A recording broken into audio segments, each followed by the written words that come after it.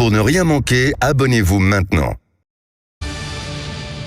Bonjour Arlette Chabot. Bonjour. Alors ça se bouscule évidemment autour d'Emmanuel Macron. Les réunions se multiplient depuis plusieurs jours avec un maître mot, l'ordre. Arlette. Oui, c'est ça. Le président de la République qui a réuni des ministres hier soir à l'Élysée leur a donné pour première priorité, si j'ose dire, c'est évidemment le retour à l'ordre. L'autorité de l'État, c'est effectivement une exigence d'abord des Français, il faut bien le dire, fatigués, lassés, et choqués par les incendies, les pillages des magasins de centre-ville jusqu'à l'attaque à la voiture bélier du domicile du maire de Laï-les-Roses.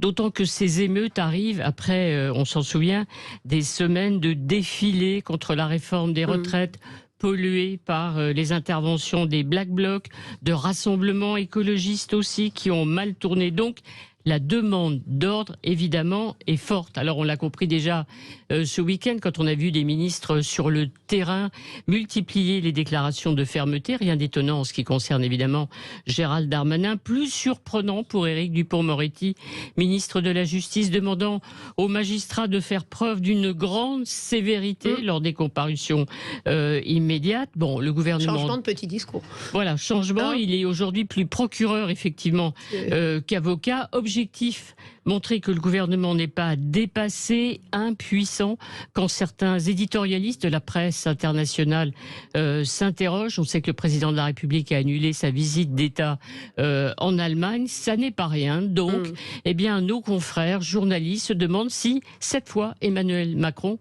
est en capacité de maîtriser la crise.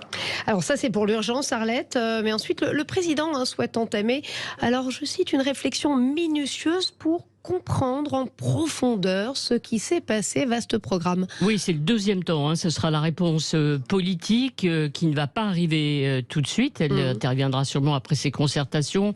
Aujourd'hui, on sait qu'il reçoit le président du Sénat, la présidente de l'Assemblée, la première ministre va, elle, convier à Matignon les présidents des groupes parlementaires. Et puis, il y aura aussi la réception demain par le président de la République des 220 maires touchés par les violences. On se souvient que les maires avaient aidé le président à sortir de la crise des Gilets jaunes. Alors on comprend aussi dans les phrases sibyllines distillées par l'Élysée, engager une réflexion de fond pour comprendre ce qui s'est passé, que donc le président va prendre son temps.